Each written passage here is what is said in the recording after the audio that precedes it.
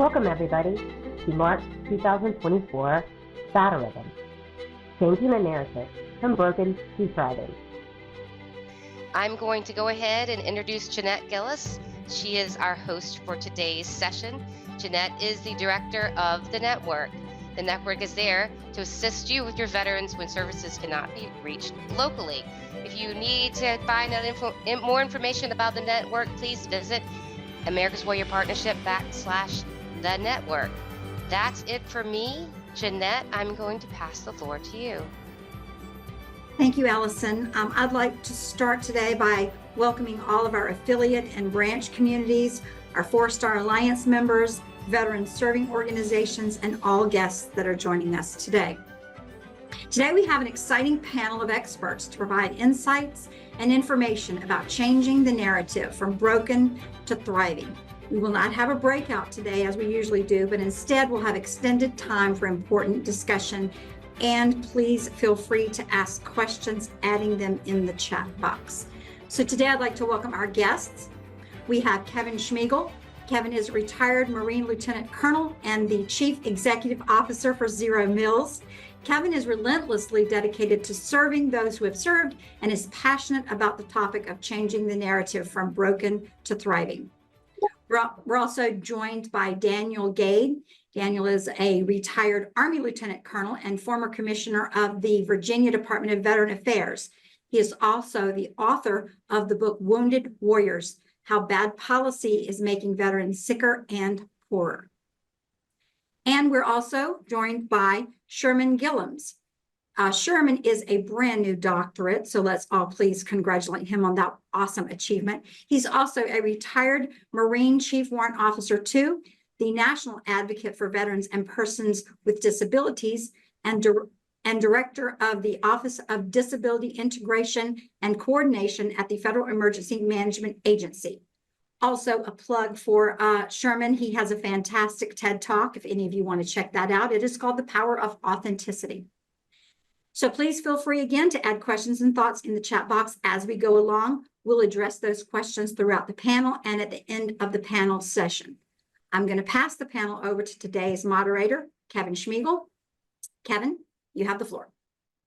Thank you. Well, it's good to be here with the two doctors. I was thinking about wearing a stethoscope just so I could at least relate in some way, shape, or form. But I've known Sherman and Daniel for a while now, and I couldn't be more honored to join them on a panel to really talk about, I think, a topic that is not only near and dear to our hearts, but also something that we've experienced ourselves in certain times in our life where we may not have been doing too well, we may have been struggling, we may have been challenged, but we turn those challenges into opportunities. And I think in the context of the conversation today, to kind of frame why this is so important, and I use the word why intentionally. So it's not news to anyone on this call that our Department of Defense is really struggling with recruiting. We all know of the challenges the Army and the Navy and the Air Force faced last year in particular, and that will continue this year, at least what the news is saying, to the point where the Navy is, for several hundred people that will be recruited to the Navy this year, not requiring a high school diploma. I think there is a significant touch point there that we should talk about.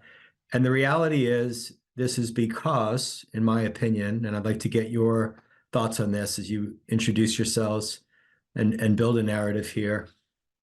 In my opinion, this is a direct result of this narrative that veterans are broken, that veterans are victims, that veterans face challenges, and that we're not thriving. So when 62% of young people in today's society, in American society, think that we're all have psychological disorders, when we reach the lowest propensity to serve at 9%, the lowest rate in the history of the all-volunteer force last year, we have a problem. And I think that problem is directly related to this broken narrative. And it's on all of us, people like you, Sherman, and Daniel, to change that narrative. So I think for me, it would be great to hear, one, about your backgrounds and why this topic is important to you personally. And then we'll kind of peel the onion a little bit more about the challenges that this broken narrative is causing and how we can get from broken to thriving. Sherman, let's start off with you, my friend. Thank you, Kevin. Well, I'll start by saying that the reasons I joined the Marine Corps at such a young age had more to do with what I thought was out there rather than what I had at home. I wasn't comfortable. I wasn't satisfied. I didn't want to live off my mom. But more importantly, I watched my grandfather, who returned from the Korean War and raised a family, 3 girls, one of them being my mother, and selflessly gave of himself, almost literally until he took his last breath. And I admired that about him. And as a kid who was 16, turning 17, taking the oath on my 17th birthday, I thought if I had half a chance to do what he did, which is go out, do great things, and then come back and serve, I wanted that. I just didn't know what it would look like. And I figured the Marine Corps was going to give me my best shot. But I did join at a young age, did fairly well. I served about 12 years before I was injured in a car accident where I broke my neck and was paralyzed at that point. And we'll talk a little bit about this later on, I guess, but what got me to join the Corps is what got me up and out of the bed to continue and persevere. So I come from that metal. My family, a lot of people believed in me when I joined the Corps, and they believed in me even more when I got out. But I think that's probably, if I have one thing written on my tombstone or obit, it'll be that I had that medal, and I proved it every time I stepped into a challenge, whether it was military related or afterward. Great. Hey, Dan, why don't you tell the audience a little bit about your own experiences? So, hey, everybody, Daniel Gade here. Most recently, the commissioner of the Virginia Department of Veteran Services. So I was in charge of everything veteran related in the Commonwealth of Virginia: employment, education, benefits, all of that stuff.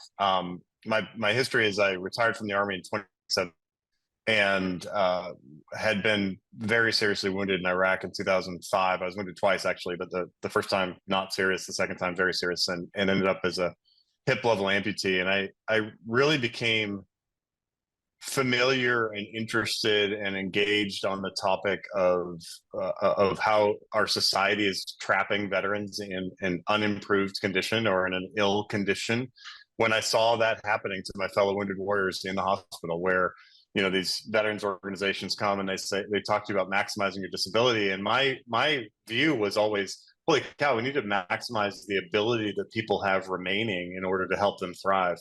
And so I think that Kevin was exactly right, that the broken veteran narrative has now infested what are called influencers or decision makers or decision influencers. Those are parents, those are coaches, those are teachers who are looking at young kids who say, I might want to join the military. And they're saying, actually, I don't think you should do that, because in the parent's mind or in the teacher's mind or whoever, all they think is that every person who joins the military is going to get their legs blown off or get their spinal cord occluded in some way, or they're going to get, they're definitely going to be mentally ill. And it's like, hang on a second, we need to do better. And I think, honestly, and I think civilians aren't going to be able to get this, really. And I think it's on us as veterans to change the narratives ourselves. And I'll just point out one last thing before I turn it back to Kevin, is that, virtually every company says, oh yeah, we want to hire veterans. A lot of the big companies have their own veteran hiring programs and all of that stuff. But what's interesting is when you interview those CEOs directly and personally, one-on-one, where they don't have a public stake in what they're saying, they routinely will say, I actually don't want to hire veterans because I know that all veterans are mentally ill. I know all veterans are broken. It's like, well, hang on a second. That's not actually true. And you have to convince them of that. But they're in their mind, they've embraced the broken veteran narrative. And it's on us as veterans to make that better. And it's on us to promote cultures of thriving and to tell our stories in ways that are positive. So that's kind of something I've been working on for a long time. I love it. I wrote it down, on us. I think this is a theme that we really, really have to talk about, because in reality, the only way we'll solve any problem that veterans face, any challenge, and turn it into an opportunity is on us. It really is the veteran community where we we share our own stories, and maybe in light of some struggles that we had. I think I want to talk about the employment piece and then pivot to, what are the fundamental things that, in your experience, veterans need to thrive. And we can extend that out to currently serving active duty families. We can certainly talk about the families of veterans and their caregivers. We can talk about our families of the fallen. We can talk about the military connected community in that context. But since I wrote about this weekend, in 2011, we faced that exact problem, Daniel, where unemployment was at all times high, 10% for veterans. And that was at the height of the war, let's be honest. In large part, that was because of the stigma and the fear that employers had about veterans. And we first started the organization called Hiring Our Heroes, and there were several others like Hire Heroes USA.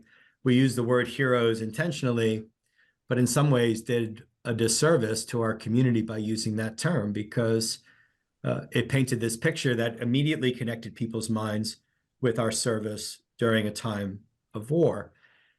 And I remember every single employer saying, this is the right thing to do. And in that moment, I recognized that we had a mountain to climb. We had to change the narrative. And the only way we could do that was on us, by literally infiltrating private sector companies and showing the value. And I knew in my mind, in the back of my mind, no, this is right for your business and you're going to see it. So fast forward to 2016, where we saw this driving down of veteran unemployment. Really, for the last 7 or 8 years, it's been lower than civilian unemployment. So what has changed in the workplace? Do people still have that in the back of their mind, or is because the wars are in our rearview mirror, has that changed? And going a step beyond that, think about the nonprofits that we work with. Think about the narrative of us barely surviving and not getting to thriving. So I would love to hear your thoughts in the workplace and in communities. How can veterans thrive in both of those places? What are the things that they need in your experience? Not just from what you've read, not just from what you've seen in the offices you've held, but in your own personal experience, when you were at your height, when you were thriving, what are the fundamental things that you needed to get from what I assume from your own experiences in the hospital, from being at the lowest point in your life to today? What's your advice to people based on organizationally what you've seen and personally? Let's get a little bit personal, so that people recognize that we were all once just surviving and got to thriving, and we recognize the elements that are needed. We'll go back to you, Dan, and then we'll go Daniel, and then we'll go back to Sherman after you. Yeah, great.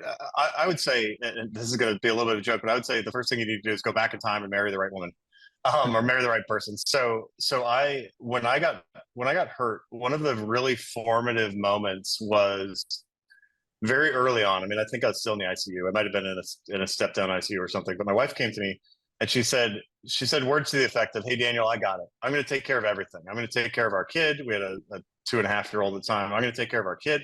I'm going to take care of our taxes. I'm going to take care of this and that. I'm going to take care of you," and all of that stuff. But she said, in the next sentence, I think was really critical for me personally, which was, "But the moment that you're able, it's your responsibility to provide for our family, not mine."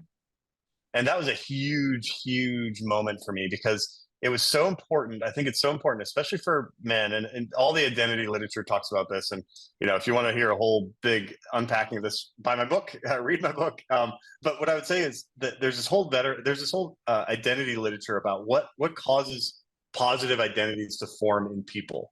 And for men especially, their identity is tied up in their work and their ability to provide for their family, and to therefore situate themselves inside of their community in a positive way.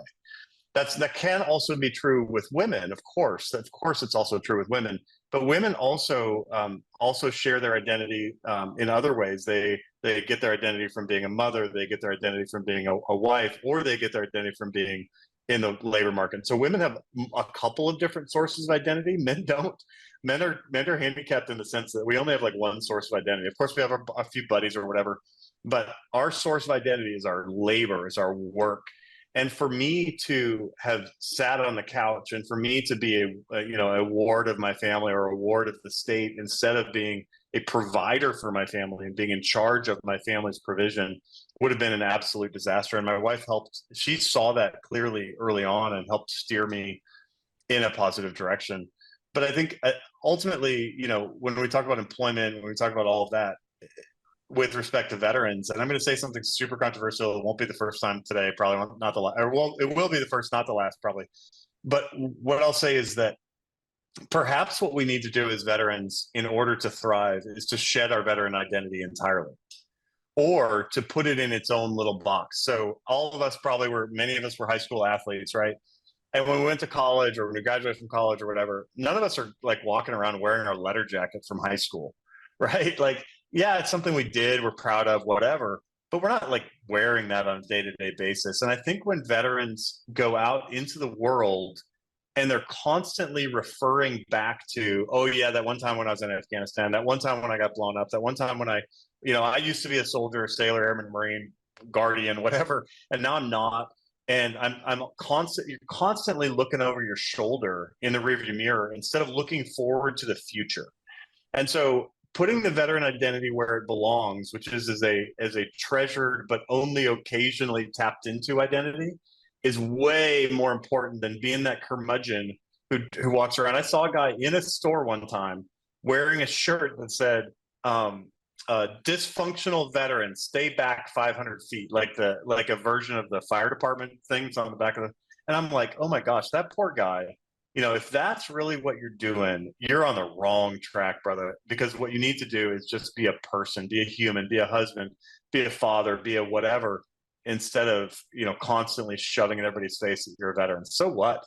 Yeah, you serve that way, but time's up, man. You're not in the service anymore. And I think that veteran identity should be used more judiciously, I'll say. And I'll yield back whatever time I might have left to Sherman. Sorry about that long response. No, first of all, I'm going to associate myself with Daniel's opening statement about his wife, or I'll get killed. My wife, Tammy, has been everything I've needed to be exactly what you talk about, Daniel, to have another identity outside of the uniform. But there are a few things I had to reconcile through this journey of recovery and eventually thriving. One is realizing that people love the troops because they don't have to be the troops.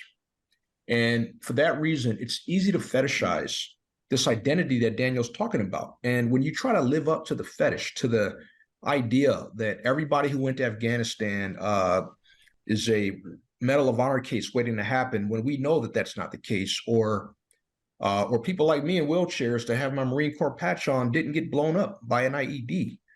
I don't deserve that praise. And that's where the humility came for me. It's like, I'm not what you think I am. And I think a lot of people try to find themselves in your story because it makes them feel good. It makes them, they can go back and say, hey, I met this guy and bought him a drink at the bar, or they talk about, they sort of vicariously live their contribution to patriotism and defense of the nation through the lives of people that they know. And that's why when you talk about things like hiring a veteran, not too far though. We'll take your story and we'll, have you come on the stage and talk to our board and all that stuff. But in our workplace, the fetish kind of falls apart because you're a human being.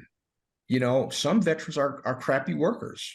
They're not diligent. The other part of it, and this is what I learned after being a Marine drill instructor for 3 years, you don't gain a superpower just because you get a uniform. What you bring into the military is who you are.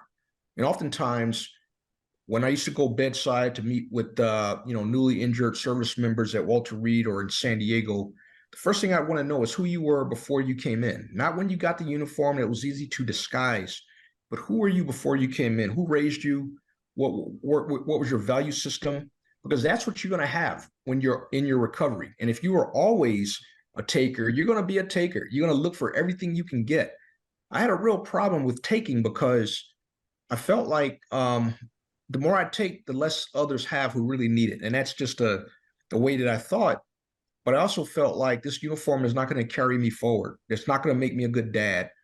My daughter's at the Naval Academy right now, not because of what I did in uniform, but because of what I did after the uniform, and showed her that when you serve, there are rewards that have nothing to do with the uniform that you're wearing. And that character, I think, is what it got accentuated in the Marine Corps. But the Marine Corps didn't give me my character. I think my grandfather, like I talked about, and my mother, my dad died when I was very young.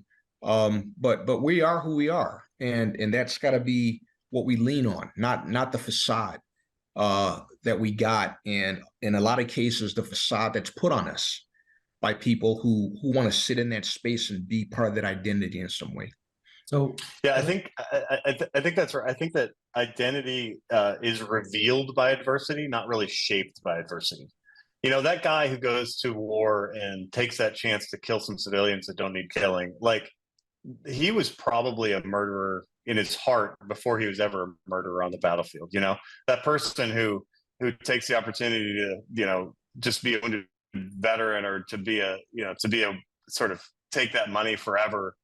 That person was going to be a grifter anyway, right? They just found an opportunity to grift, and bad people occur in the military at the same exact rate as they do in the civilian world. Like, bad people get blown up too. Bad people get, you know, just because somebody gets blown up should not give them carte blanche to dictate policy to everybody else. well, I would like to one, talk a little bit about what I view as the 5 things that I've seen that people need to thrive. And then I do want to challenge this issue of identity in the sense of a connected community, because I'm not saying in a way where every veteran gets to hang a tag on their license plate or take a spot in the parking lot at Walmart. I'm talking about the strength of a community to challenge assertions that are out in the workplace and in society, and whether or not that tag fits and whether or not you're part of a strong, thriving community is up to you. You got to show it too. You can't just use the tag for the benefits that you get and the privilege that you get of saying it.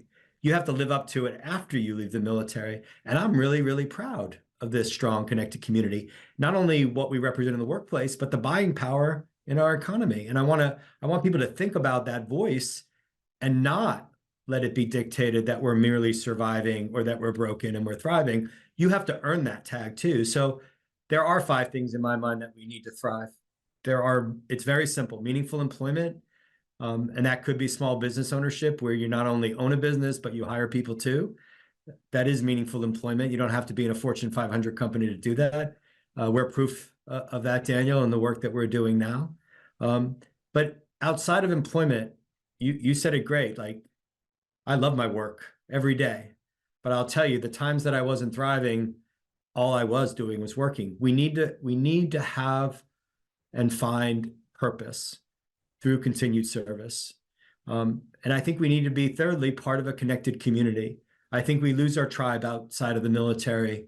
And I think that isolation, being alone after we leave the military and not having that title, is something that I'd like to refer to, because everyone needs to be part of a connected community to thrive too. I'm applying it to our community because we did coin the phrase military thriving in response to growing trends in the private sector that said they were friendly to us. Well, that's not good enough. Like, you have to provide a platform for us to grow and thrive too. The 4th thing we need is health: physical, mental, spiritual, emotional. And the final thing is what I call the kit bag. And I love this term. When we were Marines, Sherman, we told our Marines all the time to constantly seek self-improvement. That doesn't change when you take the uniform on. We need to be putting things in that kit bag all day long. And think about it: training, certification, education. Talking to 2 doctors that literally went above and beyond to get those degrees, right? To self-improve yourself, to add something to that kit bag. And mentors. Like, I can't tell you how many people I've mentored and how many people who have mentored me, and I put those in my kit bag. Not only my mentors, but the mentees and this vast network that actually reinforce those other four things: meaningful employment, purpose through continued service, a connected community, and health, along with the kit bag. Those are the things that we need to thrive. So the reality is, we coined the phrase military thriving at Zeromils because we were sick and tired of employers saying they were friendly or ready. Well, what does that imply? What does that imply? That you're going to do us a favor by hiring us? It's going back to the future and saying, we're doing this because it's the right thing to do. So we need to own the fact that unemployment is below 3% for veterans. And we need to go into an interview and say, okay, if you are a veteran who's adding value to that marketplace, not one that's just walking in saying, hey, I'm a veteran, I want a job. You're going back and taking a step back to reinforce the notion that they are military friendly by hiring you. They're doing you a favor if you walk in with that attitude. It's got to be about our community brings something to the workplace, and we want you as an employer to provide those things of purpose and a connected community, and helping us take care of our health and helping us constantly seek self-improvement. And on the nonprofit side, listen, I am tired of sympathy and pity being elicited to raise money for causes that we believe in. Do I want those services to be provided? Absolutely. But I do not want our community painted as barely surviving. We need to say that despite the challenges, despite the things that may have come out of fighting in Iraq and Afghanistan and other wars, despite other challenges that you face when you're reassimilating to society, we overcame those challenges and we are thriving. So for me, that also represents a push for employers, nonprofits, and even the private public sector that's competing for young people to serve in the military to change the narrative for broken to thriving, and for us to talk about our identity as a community, not so much as an individual. And if you earn, just like Sherman will tell you as a drill instructor, if you earn the right to pin the Eagle Globe and Anchor on your collar, if you earn that right, well, you earn the right to earn the title of veteran in the workplace and in society, thriving veteran, thriving family member, because you're contributing the same way you did when you stepped on the yellow footprints, got through 13 weeks of boot camp, and thrived in the military. So I absolutely agree that there's an issue of individual identity. But what I'm trying to capture here is our community is very, very strong. I'm proud that I call you brothers. I'm proud to call women veterans sisters. I'm proud of that heritage and legacy of service, but I'm also knowing that I'm contributing every day in the workplaces, every day in communities, and I'm proud to say that. So I want you guys to peel the onion on this thing of identity and talking about, again, make it personal. What are the things that you've seen that got you from a point where you weren't really thriving to where you are now? Like, what are the 5 or 6 or 3 or 2 things that, without a shadow of a doubt, personally has led to you wanting to use the title veteran and not shed that identity, and holding our community accountable for using that identity in a positive way that lifts our community up and up and up? It's on us. So talk about the 2 or 3 things that you've learned since you've left the military that, beyond a shadow of doubt, have made you thrive. Should I jump in? Soapbox. I went on a little bit off script there. That's okay. Well, the best way for me to answer that is to kind of reflect back on what I do when I mentor veterans. The first thing I remind them is that you can't be one-dimensional. You can't just be the one thing. And you know, it was you know, when you graduate from boot camp, you get to Jacksonville, the Camp Lejeune, and you're there for MCT. You can tell who all the new PFCs and Lance Corporals are because they all have that same haircut, that they wear their wet belt with their jeans, and you know, you see them with their all-weather coats. That's okay when you're, you know, coming up in training, but when you get out, I tell veterans, you got to have more dimensions than that one thing. And even when you were in, you weren't one-dimensional because people who knew or were in the same uniform saw you in your different dimensions. But you got to come out and show people that you're an asset for more than just what you did in the past. And then kind of akin to that, I also remind veterans, especially Marines, what happened to this adapt and overcome thing? That didn't just apply when you were in uniform. And that didn't just apply when the conditions were perfect for you to be a certain way. You had to adapt to adversity and hardship. And that doesn't stop just because the uniform comes off. That wasn't some super suit. So for me, it was almost embarrassing not to try to adapt to things that had nothing to do with being in the military, being in a classroom at the University of San Diego when the elevator didn't work. And I'm calling a professor saying, hey, you need to bring everybody downstairs so I can sit in this class. I need to hear this stuff. And being assertive, but that had nothing to do with being a veteran. It had everything to do with learning to adapt and overcome to what's thrown in front of you and not make excuses.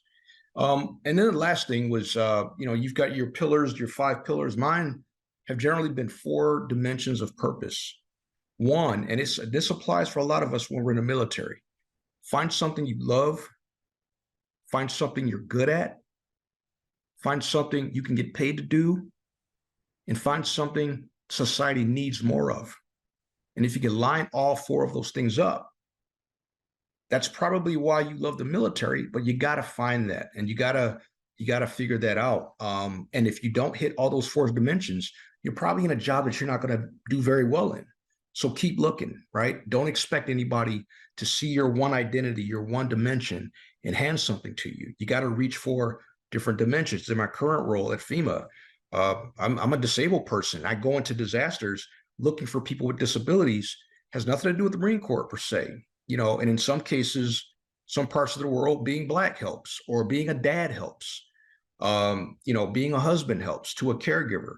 So I look at all the different ways that I show up in the world, and being a veteran is one part of that. And I tell these young guys and gals, you got to have multiple dimensions and show people all of those dimensions, not just the one that comes easy because they want that out of you. That's great, Sherman. I wrote those things down. So Daniel, can you build on what Sherman said?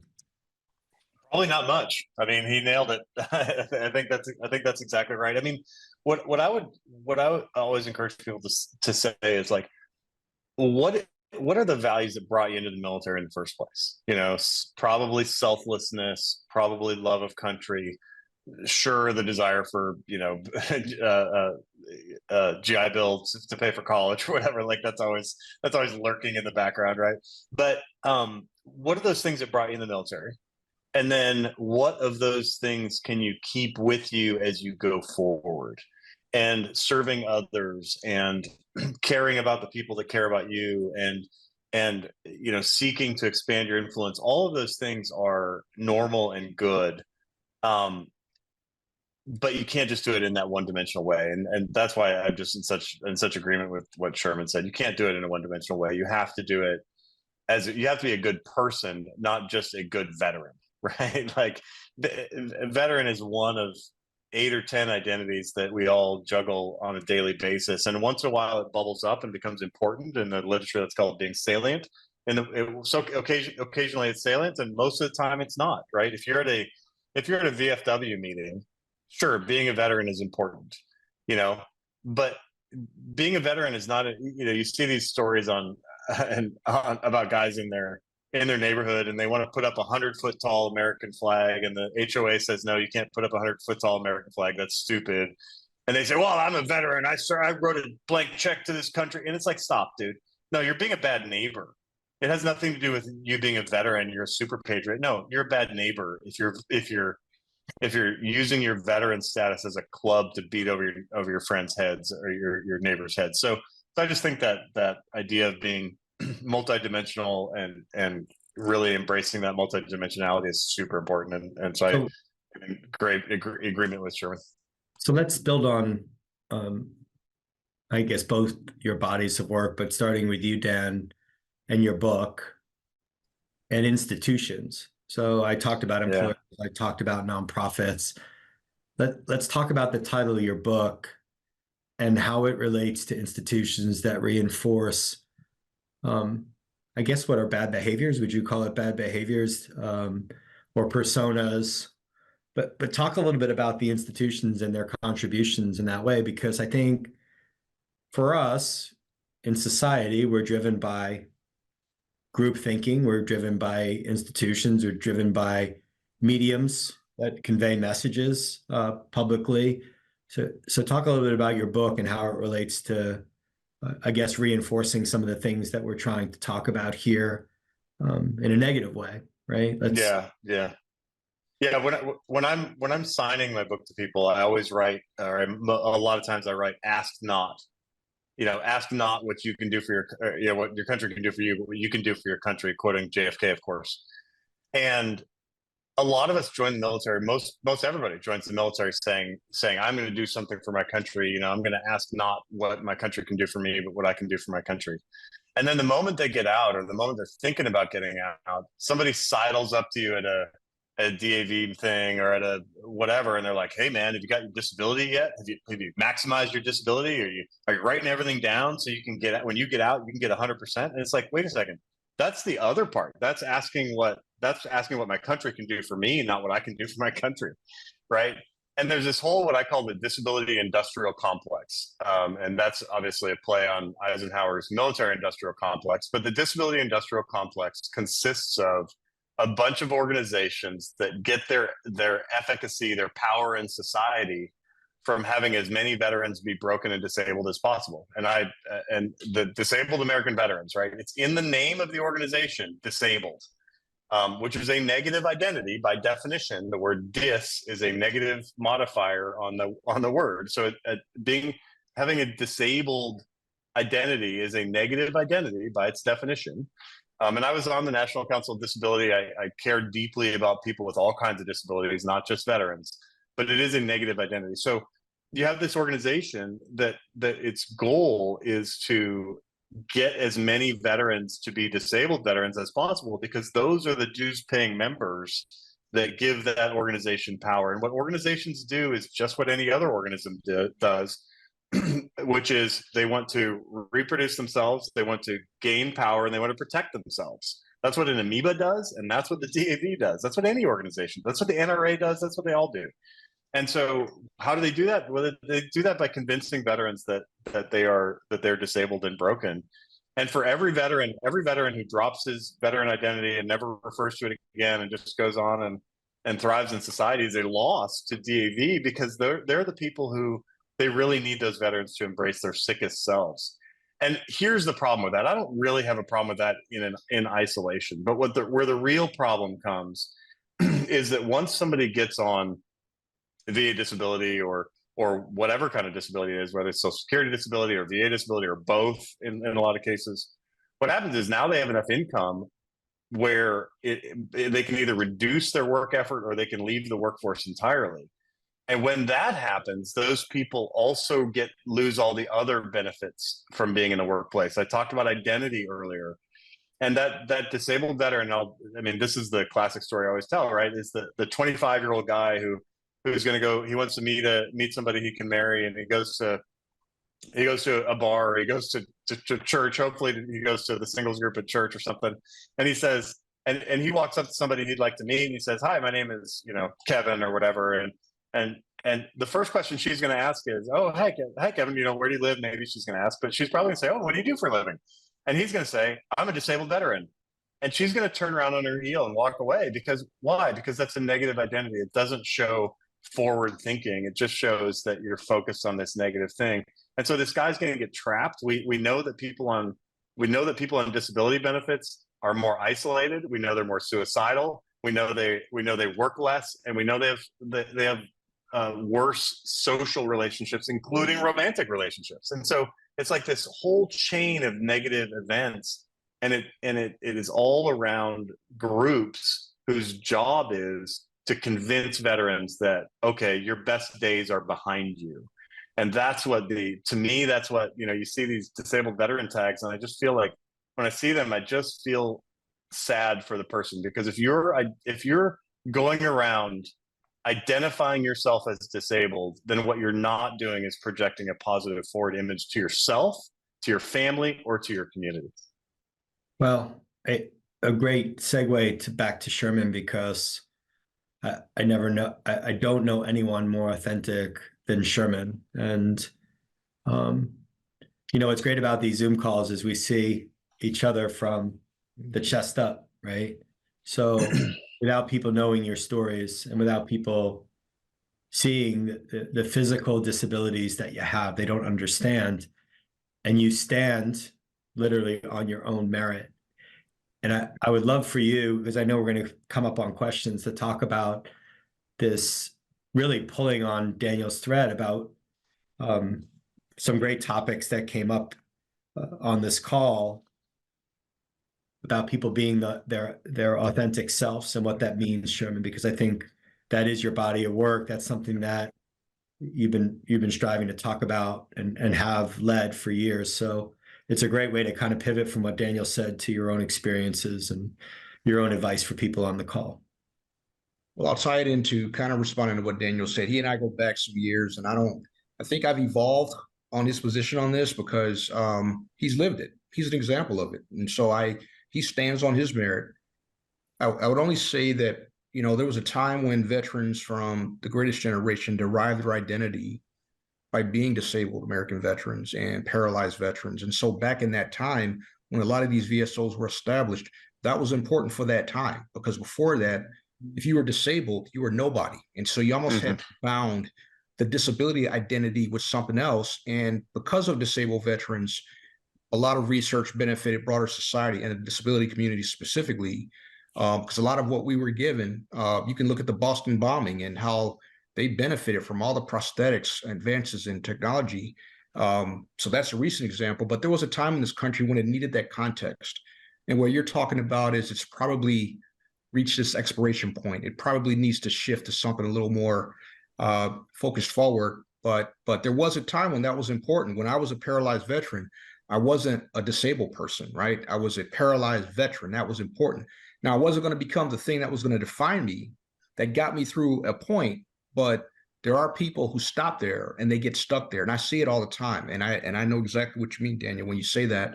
But for me, it was sort of, I had to break away from that by, sometimes I wouldn't even say I was a veteran. They would have to see that or ask me. But I wanted to show them that there are more dimensions to me. That's why I'm working in government. I've gone to work outside of the VSO space, because it was important to me to prove that I am more than just the wheelchair. And you want people to forget about the chair or even forget about the military part.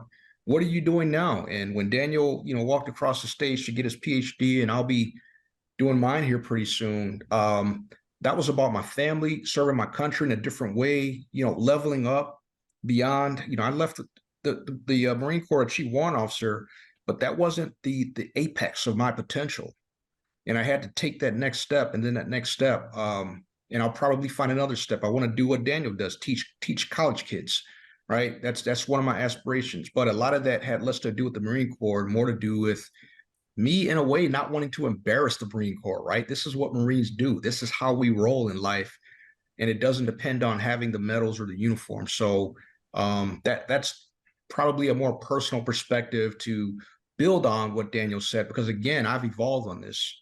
But I still think that there's a value to those organizations, provided they expect people to leave them, like leave the nest at some point. And when they hold on to them too hard, I think that's where the problem becomes they've outlived their usefulness in many ways. So I think there are people on the call who are veterans themselves, or spouses of veterans, or even in roles where their day-to-day involves supporting veterans.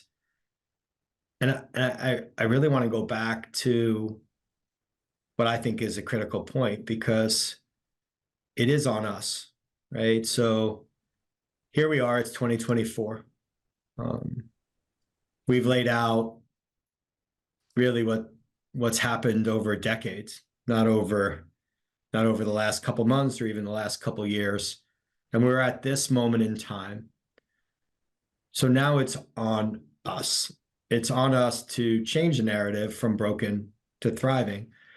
So what are the three key takeaways? And then we'll open it up to questions.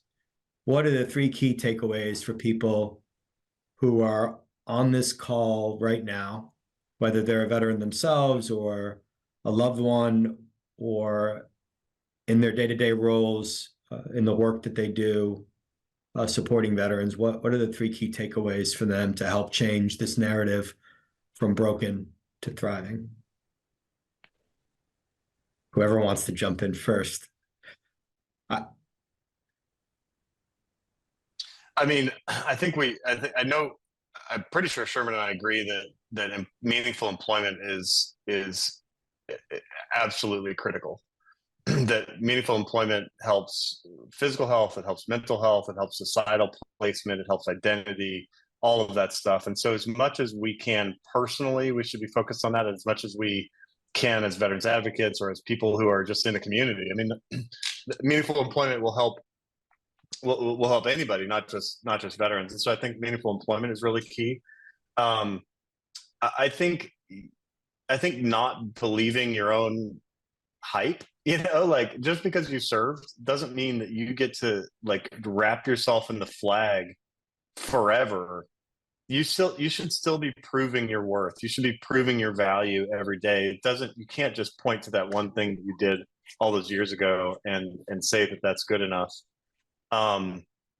So deploying your veteran identity very carefully or not at all, I think would be number two for me. And I'll see if Sherman wants to color in some spaces here. I think I kind of revert back to what I used to tell recruits before they left Parris Island. Don't forget where you came from. Kind of remember who you are in that same vein. Remember who you are. Serve something bigger than you, right? Always go for that, no matter what, in uniform, out of uniform. And it's not the uniform that makes you, it was always you that makes the uniform. And to Daniel's point, if you were a piss poor Marine, you made that uniform, right? And if you were a good Marine, like you, Kevin, it wasn't the uniform. You were the one that made the uniform. It didn't make you, because it's evident in your work now. And I don't think you're that much different, maybe older, but not different in terms of your values than the person you were when you were serving your country in harm's way. And I'll give Daniel, I live in Virginia, I've watched his work and as he served, and he didn't lean on his hunches. He could have and said, hey, I'm a guy who deserves because I've suffered this injury. But people, and I think the last piece of advice is people will follow your example before they'll follow your advice. Mm-hmm. So be an example by not forgetting who you are and serving something bigger than you. That's great. I'm going to open it up to questions in just a second, but I do think that, in my view, this is a question of how we want our community to be seen and heard. When I talk with passion about military friendliness or readiness not being good enough and companies having to go to military thriving, when I talk about nonprofits and saying enough is enough about surviving, we should be talking about how we get to thriving. There is an entire messaging component of this that we have to think about in our own day-to-day lives. And I see the stuff that we talk about, and we have to hold each other accountable. This is on us. So I ask everyone on the call to consider, how do you want individually as a veteran or as part of a community, how do you want us to be seen and heard? Is it based on the challenges that we have or the opportunities we have going forward? Is it based on failures that we've had in our past as a result of our service or disability? Or is it the successes that we've realized after those failures? Is it about the trials, or is it about the triumphs? Is it about the struggles, or is it about our strengths? I think when you ask the first part of the question, people stop there. And we have to make a decision to hold each other accountable. It's on us how we are seen and how we are heard. And we have choices. I've heard a couple of speeches. I actually think, Sherman, the last panel we were on, you talked about choices too. We have choices to make on who we work with, who we shop with, who we support as nonprofits and the causes we believe in. We have choices to make. It's how we want to be seen and heard. And we're holding them accountable too on how they portray us, how they talk about us, how they treat us. So everyone loves the quote, the willingness with which young people are likely to serve in future wars shall be directly proportional to how they perceive previous generations were treated and appreciated by their nation. I don't buy the treatment is coddling us and saying we're broken and giving us everything we need as a service. I don't buy that appreciated means thank you. I think treating means holding us accountable to take the next step and be an asset to society. I think appreciated is understanding what I did in service and recognizing that there's something that I can contribute to society, but hold me accountable too. So I think for you, Sherman, and you, Daniel, in your day-to-day, you're a voice for our community. And what you said on this call shows everyone that you not only hold yourself accountable, but you hold all of us accountable too, to be our authentic self, to not settle, to be multidimensional, to recognize the same values that made us what we were in the military outside, and to hold ourselves accountable too. So I really appreciate you taking the time today. I know how busy you both are. It's always an honor to be with you in any way, shape, or form, even virtually. So thank you. I'm going to open it up to questions, and I hope someone will help me field them, either Allison or Jeanette. Yes, we do have, the first question is, if you had only a very short interaction with a veteran or service member, what is the best way to approach them with support? I am the Indiana Governor's Challenge Post-Vention Coordinator. Yeah, I answered that. And I think that you'd be. Sorry. I answered it in the chat. I don't think it's really possible to help somebody in a short engagement, because in order to speak truth into somebody's life, you have to have standing, and standing in their life is only earned through a relationship. You can refer to resources and all that stuff, but the resource providing people are also going to have to earn that relationship in order to be able to help that person. So I hate to be the bearer of bad news, but chance encounters, little short meeting engagements, I don't think are going to be very effective in really helping people, unless it's a referral, unless it's a connection to a valuable resource that will then do that piece. And I would add to that by saying, just don't make it about you. If the person needs help, right? If you see somebody who's got a flat tire or a battery dead or something, you're not going to help them just because they're a veteran, but it will, maybe prompt some people to move a little faster. But the individual is living his or her life, navigating society as an autonomous human being, and they don't necessarily want to have that walk disrupted because somebody felt the need to grab onto their story in a way. And again, I go through this in this wheelchair to the point where sometimes I don't even put on Marine Corps military articles because I get stopped in line and asked about what happened to you, how'd you get blown up, and all these assumptions they make when I'm with my son. And I don't want to talk about that, not even the car accident, right? My wife, who served in Afghanistan, you can't look at her and tell she served 18 months there. She absolutely herself doesn't want to talk about it. So it just wears on you after a while because you get those expectations heaped on you. But I would say just give them their space and probably go support your local VA or volunteer as part of that experience. But there's not, like Daniel said, there's nothing you're going to do in that moment that's going to be meaningful to the veteran, although it may give you a good feeling. Even the thank you for your service has kind of been gotten a bit tired for a lot of vets who'd rather just kind of go on and move through their life. Amen. And Daniel, there's another question for you about taking lessons learned from the Independence Project. Did you see that question? Yeah, I saw that. So Allison, thank you for that question. Unfortunately, not much. I mean, we showed, so the Independence Project, I could actually send the synopsis to everybody on this thing. I could route it through Kevin or whoever, but basically we showed that veterans who are employed, we showed in a randomized controlled trial where we had a control group and a treatment group, that veterans who are employed have better physical health, better mental health, better earnings, better relationships, on and on and on. And that therefore the VA's, although expansive, but somewhat, in some senses limited resources, it is a limited pool, although they keep asking for more and more every year, that those resources could be better spent with employment programs and not paying people to be sick, which is what the VA disability system does now. And obviously I'm not talking about people who who are in wheelchairs due to service connected things that happen while they're in service. I'm not talking about that. I'm talking about we pay people to be sick, and then we turn around and wonder why we have so many sick veterans. And the way to do that better is to help people get jobs, and they'll have better lives. And we showed that scientifically, and the VA sort of yawned at it because their thing is to give people disability benefits. That's what they like to do. And I'll take the question on a book about hiring veterans. There's actually a book called Hiring Veterans.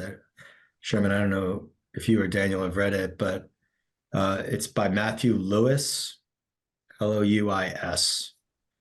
It's called Hiring Veterans, How to Leverage Military Talent for Organizational Growth. So it's an easy answer to your question, and probably something, since the two words hiring veterans are in your question and that's in the answer, you should be able to find it pretty easily, Stephen. The last question I see is on written best practices or glossary to help shift the language we use in media or social media. Stacy, I think what we'll try to do is share that with you separately. I can have Allison or Jeanette provide my contact details at Zeromils, and we're kind of working in that area quite a bit. Can I offer a little bit of an insight on that, though? Yeah, sure. Develop relationships with people. We're not this alien life form, and I'm not suggesting that you're hitting at that with the question, but we're not that different from the rest of society. And even between the Marine Corps, Army, Air Force, Navy, there's different vernacular. There's never going to be one authority on that. You can't depend on Hollywood to do it, but just have relationships with people who are in the know, and you'll develop that. You ask a caregiver or a spouse, they got the vernacular down for that particular military or that particular household, but there's no one reference that you can cite that'll satisfy that. One thing that you said, Sherman, again, the last time I was with you in person, and it's almost a leadership philosophy that we share. I know we have a hard stop at 3. Daniel's got to go, and I'm sure Sherman's got other calls too. But one thing to consider is take the lessons that you learn or the messaging that you like on social media and just apply it. And the stuff that you don't like, don't apply it. There's a lot of positive messaging out there from influencers like Sherman and myself and others like Daniel, who are trying to convey the messages that we want and how we want to be seen and heard. A really simple philosophy to follow, or practice to follow, is just take the stuff that you like, copy, emulate, and go after it that way. The stuff that you don't like, just stay away from, and don't even waste your time commenting on it, because you're not going to change those folks either. All right, well, it's great to see everyone. I'm going to give everyone exactly 1 minute and 24 seconds back, and I'll turn it back over to Jeanette and Allison for closing remarks, if any. Thanks, Daniel and Sherman. Thank you, Kevin. Good to see you, Daniel. Good to see you, Sherman. So we'd like to thank Kevin, Daniel, and Sherman for a great presentation today. Personally, this has been one of the most powerful battle rhythms I have ever hosted or seen. And I thank you for the education that you have provided to me, and I'm sure the rest of us through your perspectives. Thank all of you for the questions and comments that you've provided in the chat. We at America's Warrior Partnership, our ultimate goal is to improve the quality of life for all veterans and to end veteran suicide by empowering local communities to know all their veterans and serve them holistically before a crisis occurs. America's Warrior Partnership's model of community integration amplifies local efforts by bringing communities, veteran serving organizations together to bridge the gaps available in service and by connecting local groups to national resources. We believe that communities are best equipped to improve the quality of life for all veterans. We hope that today's battle rhythm provided you with powerful insights, best practices, new partners, and tools to do just that. Our next battle rhythm will take place on April 1st and focus on finding solutions for critical needs. And we hope that all of you can attend. Thank you again for being here today. Thank you, gentlemen. You were amazing. I just can't even say enough about how much I learned. Thank you, and have a great rest of your day. Bye, everyone. Thank you, everyone. Bye.